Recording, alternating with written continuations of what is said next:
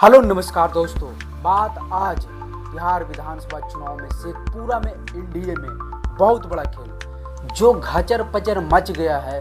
खास करके मगध के क्षेत्रों में शेखपुरा, बरबीघा और वारसलीगंज में इससे एनडीए को नुकसान होता दिख रहा है।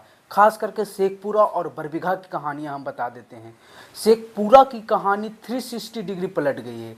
एनडीए के साथी दल एक बार एक एक कर छोड़ते जा रहे हैं एनडीए को, और जो वहाँ से उम्मीदवार है उनके खिलाफ जो एंटी इनकॉन्वेंसी 10 साल विधायक रहे हैं, मुखिया से ही विधायक का सफर शुरुआत किए हैं, और अब जो जिस प्रकार की उनकी भाषा शैली को लेकर वीडियो वायरल हो रहा है, फिर उनके खिलाफ उनके ही गठबंधन के लोग एक पर एक छोड़ते जा रहे हैं। उनके प्रति जो उनके टिकट लेने की रेस में लगे हुए थे वो आज अंतिम दिन ऐलान कर देते हैं एक निर्दलीय प्रत्याशी देवेंद्र कुशवाहा के पक्ष में।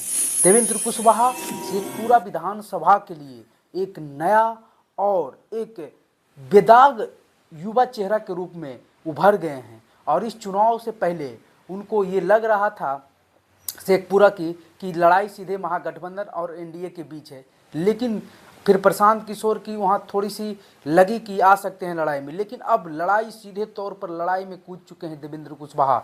शेखपुरा से निर्दलीय प्रत्याशी, मुखिया प्रतिनिधि कसार पंचायत के, उनकी पत्नी मुखिया है और युवा है, पहली बार उनकी पत्नी मुखिया बनी है और युवा सबसे युवा मुखिया में से एक हैं।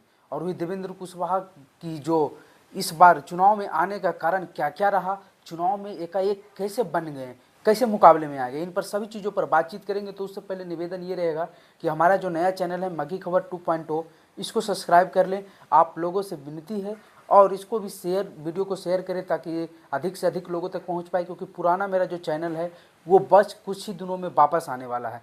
तो उससे पहले इस चैनल को भी हम उसी मुकाम पर पहुंचाना चाहते हैं, और इस चैनल पर भी नए नए और अच्छे अच्छे कंटेंट और डिफरेंट आते रहेगा, और पुराने पर भी आते रहेगा। तो सब्सक्राइब कर ले। वीडियो पर आगे बढ़ते हैं। दरअसल बात यह कि बिहार विधानसभा चुनाव का फर्स्ट फेज का जो चुनाव प्रचार का अंतिम तारीख आज थी वो समाप्त हो गई, और अंतिम तारीख समाप्त होने से पहले इस प्रकार से भगदड़, इस प्रकार का बवाल शेखपुरा विधानसभा में हुआ। और बरबीघा में तो जान ही रहे हैं किस प्रकार से सुदर्शन के प्रति एक जो है सिंपैथी है लोगों में, राजू सिंह की लेगेसी को आगे बढ़ाना है। शेखपुरा जिला में आप चाहे ना चाहे राजू सिंह को इग्नोर नहीं कर सकते हैं। राजू सिंह शेखपुरा जिला बनाने में जिस प्रकार का योगदान दिए, और उनके पुत्र हैं सुदर्शन कुमार, जेडीयू से विधायक हैं अभी वर्तमान में, लेकिन उनको जेडीयू इस बार टिकट नहीं दी। तो लड़ाई में वहाँ जेडीयू को उम्मीदवार ही नजर नहीं आ रहा। लड़ाई सीधे निर्दलीय सुदर्शन कुमार और कांग्रेस के प्रत्याशी त्रिशूलधारी सिंह के बीच नजर आ रही है बरबीघा में, और उसका इफेक्ट शेखपुरा में भी दिख रहा है। और शेखपुरा जो समरालय है वहाँ राजू सिंह की मूर्ति लगनी थी, वो मूर्ति भी नहीं लगी, और राजू सिंह के जो पोते सुदर्शन और अशोक चौधरी के बीच की अभी के दिनों की जो दोनों का मतभेद था वो सब मीडिया के सामने जग जाहिर है। लेकिन हम बात कर लेते हैं कि शेखपुरा विधानसभा में बरबीघा का इफेक्ट पड़ेगा, क्योंकि भूमियारों में नाराजगी है एनडीए के प्रति, खास करके जेडीयू के प्रति, क्योंकि वहाँ टिकट सुदर्शन कुमार का काटा गया है, और जिसके चलते वहाँ सीधे लड़ाई में निर्दलीय सुदर्शन कुमार आ गए। उसी प्रकार के शेखपुरा की बात है। शेखपुरा में एक ओर से विजय सम्राट हैं आरजेडी की ओर से, जो 2020 के चुनाव में जीते थे, बहुत बड़े ठेकेदार माने जाते हैं। और आरजेडी के प्रति वहाँ जो कोर वोट, अगर वोट जातीय समीकरण के अनुसार मिलाइएगा तो पिछली बार का जीतने का कारण ये रहा कि सोनी कुमार मुखिया जो हैं, जो विधायक थे पहले जेडीयू से, उनके प्रति एंटी इनकॉन्वेंसी थी, जिसके चलते उनके पार्टी विद डिफरेंस, मतलब कि जो नहीं भी वोट देना चाहते तो वो भी जिताएं, इसलिए ताकि सोनी कुमार को हराया जाए।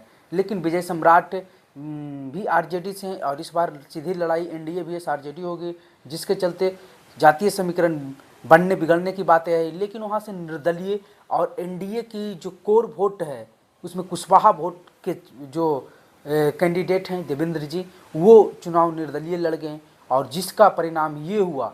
शुरुआती दौर में तो बहुत सारे लोगों ने कहा, और हमें भी लग रहा था कि ये चुनाव में कुछ अपना ही 10-20 हज़ार तक पहुंच पाएंगे, लेकिन अंतिम आते आते चुनाव ये इतनी रफ्तार पकड़ चुके हैं, और इनकी डिमांड, इनकी लड़ाई में आने का कारण जो सुदर्शन कुमार का कंटेक्ट यहाँ भी लग रहा है, और इन्होंने सुदर्शन कुमार का समर्थन भी खुल कर दिया, जिसके चलते उस जाति समीकरण के वोट भी इनके समर्थन में आते दिख रहा है।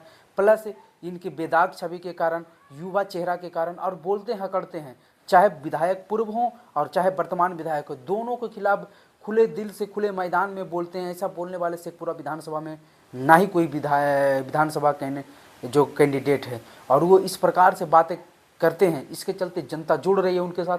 और आज तो एनडीए के आरएलएम के जो राष्ट्रीय उपाध्यक्ष हैं, जो जितेंद्र नाथ जी, जिन अपने बेटे के लिए टिकट चाहते थे राहुल कुमार के लिए, शेखपुरा से नहीं मिला, समर्थन कर रहे थे सोनू कुमार, लेकिन आज अंतिम आते आते उन्होंने यह कह दिया कि अगर जिताना है तो निर्दलीय प्रत्याशी देवेंद्र कुशवाहा को जिता दीजिए खटिया छाप। मतलब कि वो और भी प्रत्याशियों का नाम लेकर उन्होंने कहा कि इनको जिता दीजिए, इनको जिता दीजिए। तो सीधे तौर पर बगावती सुर में आ गए हैं आरएलएम के, और उनकी अच्छी वोट बैंक है, और उन्हीं के स्वजाती हैं, सोनू कुमार के स्वजाती हैं, पुराने के जो हैं नेता हैं। और वो किस पार्टी के नेता? पुराने नेता है, कम्युनिस्ट पार्टी के नेता हैं, जिस चलते उनकी भी पकड़ पैठ है शेखपुरा शहर में, कम से कम तो ये मानना ही पड़ेगा।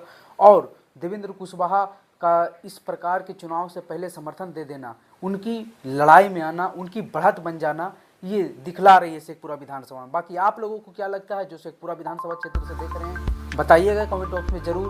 वीडियो पर बने रहने के लिए धन्यवाद।